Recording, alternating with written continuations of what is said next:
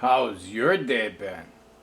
Yesterday I spent all day putting together a video that I scrapped at the end of the day. Today I spent 8.5 hours putting together a video of the third bike on the lift and the history of that model. As I finish the editing process and I'm creating the final product in the editing program, it fails. And no matter what I do, any tweaks, any coercion I try, nothing is working to make this video become a video. And I can't post it to YouTube or SmugMug or anything until it reaches that point when it's compiled to be a video. And this thing is just refusing to go. So being able to view the incomplete project on my monitor, I wanted to share it with all of you the only way I know how. So I'm sorry for the low video quality. The way this week's going, right now I'm not even making $10 an hour here. So this is another tough week. But my apologies for the poor video quality. I hope to be able to correct this problem at some point, but I'm gonna have to let this video slide the way it is, I think, and I hope you enjoy it anyway.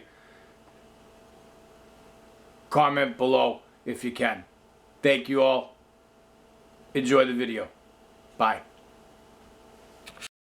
Hello, my friends. I have spent 8.5 hours today in the editor's chair to put together a bit about the history of the K-bike. And as I'm at the end, this video is ready to be produced, compiled at the very end after the editing is over, and the fucking thing won't go. It's failed over and over. It doesn't matter what I change, what I do, what pair of pants I put on, what color fucking hat I'm wearing, or how many toes I frickin' stick in my nose. It makes no fuck difference. So I'm sorry, but right now, I want to put this out to you because I spent all freaking day putting this together and I've been really fucking excited to show it all to you. And then I can't. So you're going to have to, I guess, watch this in shitty quality because here I am with a camera filming off my damn monitor because I can't make the movie happen. Frustrating. Here we go. Up next on the lift.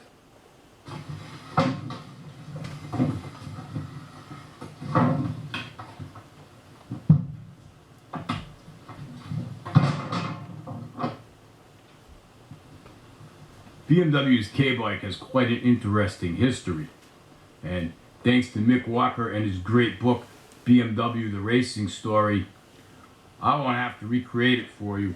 I'll just read 3 pages from his book. Mick writes, precisely 60 years after the first all-BMW motorcycle had made its debut in public at the Paris Salon in October 1923, in the shape of the Max Friese-designed R32, a completely new BMW bike made its debut at the same venue. This was the 1-liter K104, and it was the result of a long and torturous development process which had begun back in the mid-1970s. Josef Fritzenwanger. Since 1975, BMW motorcycle division engineer Josef Fritzenwanger had been hard at work attempting to come up with a viable and acceptable alternative to the long-running Boxer horizontally opposed twin-cylinder engine. The logical extension of the flat twin would have been a liquid-cooled flat 4. However, the arrival of the Honda GL1000 Goldwing stifled this idea, BMW having no intention of fighting on a battleground chosen by the competition, particularly one of Japanese origin. For the same reasons, BMW and Fritzenwanger were further restricted in their need to find a suitable power plant configuration by not being able to use types already in production by rival manufacturers. This effectively ruled out V-twins of all kinds, square fours, transverse multis, two-strokes, and chain drive, all these being unthinkable. Actually, it was almost by chance that a solution was found. Josef Fritzenwenger was studying a water-cooled four-cylinder engine from a Peugeot 104 car, and this led him to the concept of CDS, Compact Drive System, as BMW were soon to label it. The primary attraction of the aluminum engine was its low weight, and the small staff of BMW's then modest motorcycle R&D department soon contrived a chassis to house this automotive power unit. It was intended for transverse and inclined installation in the Peugeot, and it soon struck Fritzenwenger that if he took its natural inclination one stage further and laid the engine flat, but with its crankshaft in line with the frame, it could be just what he was looking for. The configuration had several major advantages: a low center of gravity, mechanical accessibility, and innate suitability for the obligatory shaft final drive. The management was pleased with the idea, as no one in the motorcycle business offered a longitudinal and horizontal inline four-cylinder or, so far as they knew, had ever offered an engine like it in the past. Authorization for the new power plant was received by Fritzenwenger early in 1977.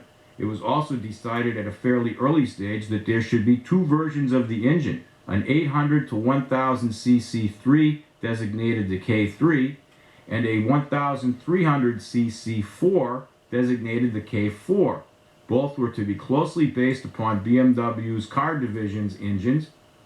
The cylinder heads were on the off side, right, of both, the same side as the drive shaft. The valve gear was, however, a major problem at high engine revolutions, and after 18 months the only tangible achievement was a knowledge that this particular design was headed nowhere. It was, as one senior BMW official described, wide, long, very heavy, and with an appeal only to a market restricted to strong men with abnormally long arms. Then came a major management reshuffle. From 1st January 1979, the new men in charge of BMW were Dr. Wolfgang Orich and Dr. Karl Gerlinger, under the chairmanship of Dr. Eberhard Sarfert. All three were experienced motorcyclists in their mid-40s with an enthusiasm to put the BMW motorcycle division back on track. BMW needed all the help it could get, having slumped to 7th spot in the home market and worse still into 11th place behind Husqvarna in the USA, where it had 7,000 bikes unsold. Back to the drawing board. Dr. Sarfert was quick to get his priorities right. First, he sanctioned the development of a new enduro-style machine to cash in on the craze for off-road bikes, most of which stayed primarily on the tarmac. The resultant R80 GS became an overnight sales success. Next, he spurred the R&D department into renewed efforts to produce a new series from the K-series project. With no clear directives from above, Fritzenwenger and his R&D team had been floundering. That was until Dr. Sarfert swept to power. Straight away, the good doctor realized that the last thing BMW wanted was an enormous motorcycle that could be only ridden by a handful of superhumans. So it was back to the drawing board. Technical trends, long-term market considerations, stricter emissions and noise controls, and a lighter, more compact profile were the priorities. Several other engine layouts were now investigated, but having studied all the possibilities, the attraction of the compact drive system, properly developed, were even more apparent. Properly developed was how Dr. Sarfert saw the key. But that was simply not possible with Fritzenwenger's small team that was currently engaged on R&D. So on 20 February 1979, a mere 7 weeks after the new management had taken over, the board of BMW AG sanctioned a decision to commit the future of the innovative CDS and the R&D department to an expansion that would see a total of 240 dedicated engineers employed. Enter Stefan Pockernig. At 35 years old, Stefan Pockernig was given overall responsibility for developing the new motorcycles, a heavy burden which may have contributed to his untimely death a few years later. At 36, Josef Fritzenwenger was design engineer. Günter Schier, 49, was head of running gear development. Martin Probst, 45, head of engine development. Richard Heidenreich, 54, head of vehicle development. And Klaus Volkergewert, 42, head of design department. The overworked Pockernig was also a member of Dr. Sarfort's management and did not have an easy task.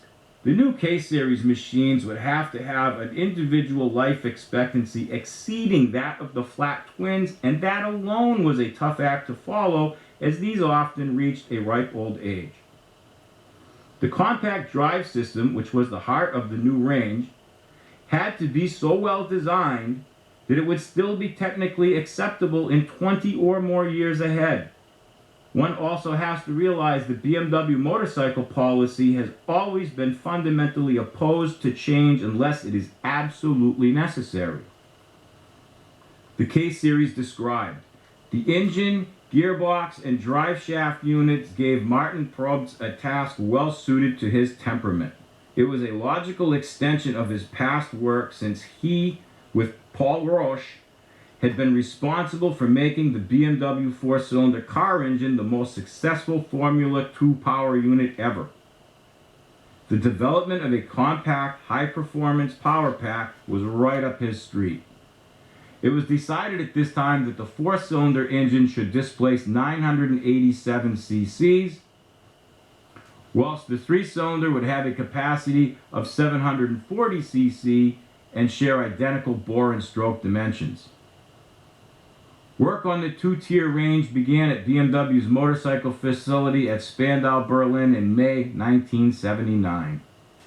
But before the definitive design evolved, there were a few problems which took time to overcome.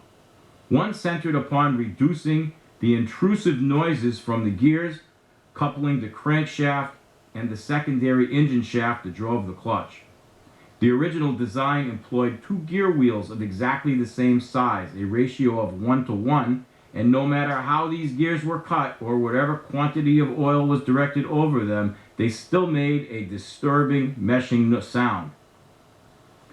The eventual solution was to employ two gears on the secondary shaft, one much wider than the other, but adding up to the same width as the original gear, the two halves being held a fraction apart, at half a tooth out of alignment by a circlip-like spring between the two. In view of all the trouble that went into hushing up these gears, it would have seemed logical to use a toothed or rubber belt to drive the camshafts, but this would have meant a separate oil-free compartment for the belt to run in. For this reason, a chain was chosen, the inherent thrashings kept in moderately silent check by a rubber-faced chain tensioner, as well as the usual automatic chain adjuster and plastic-faced guides behind both camshaft sprockets. It is hard to imagine that a totally new engine could be developed with so little strain, but if BMW sources are to believe, this is in fact what happened. Probst, applying himself to lateral thinking, turned the engine round so that the cylinder head was on the near side instead of the off side as it had been on the K3, K4 prototypes. Günter Schier, assisted by Klaus Erdmann, had the job of adding lightness to the running gear or rolling chassis, as the CDS was expected to weigh 20 kilograms, 44 pounds, more than the existing Boxer engine and transmission, and BMW were keen to keep the all-up weight of the K-Series bikes roughly at the level of the old R-Series twins. When completed with all the road-going equipment, The 1983 K100 street bike weighed in at 215 kilograms, which is 474 pounds. Some weight saving was achieved because the CDS acted as a frame, the latter item being a lightweight structure on which to hang the forks and support the seat and fuel tank. More weight was saved by using simple telehydraulic forks with no fashionable adjustment for the springs and shock absorbers, no variable air support, and therefore no fancy stickers to advertise their presence. It was Gunther Scheer's opinion that it was the manufacturer's and not the rider's job to tune the bike correctly, and the old engineering adage that if something can go wrong it will was probably behind this common sense approach. Initially, the entire team concentrated on the K589 four-cylinder project, but even at this early stage, some basic information was collected for the three-cylinder project coded K569 by the factory, since the individual cylinders were conceived and planned with largely the same features. The K569 engine was run for the first time on a dynamometer in September 1982, by which time its bigger brother was only a year away from production. When production began in the summer of 1983 in readiness for the official launch in Paris that autumn, it was seen that the specification included direct overhead cam with 2 valves per cylinder, Bosch LE Jetronic fuel injection, a 5-speed gearbox, single plate clutch, tubular space frame with the engine serving as a load-bearing component, triple 285mm Brembo disc brakes, 18-inch front and 17-inch rear cast aluminum wheels with tubeless tires, and a 22-liter fuel tank, 4.85 gallons for us Americans. The initial version, the unfaired K100, was soon followed by the more sporting K100 RS, although the power output of 90 brake horsepower at 8,000 RPM was identical. The press were quick to label the new series for the Flying Brick. This was in response to its unusual cylinder configuration. I highly recommend this book. If you don't own it, it should be in your library, whether you are a BMW motorcyclist or a motorcyclist of some other brand. This is a very interesting book and one I think you'll enjoy reading. Find it. It's worth it. Now that you know a bit more about BMW's old K-bikes, comment below if you're interested in following along as I go through this one. It's been sitting around for a few years, and here it is on the lift to be brought back to use again. If you'd like to join me for this journey, please let me know, and I'll make sure to make the video. Take care, my friends. Thank you for your support through PayPal, subscriptions to Patreon, and your thumbs up here on YouTube. All help, all matter, all have a good day. Take care. You'll see me again soon.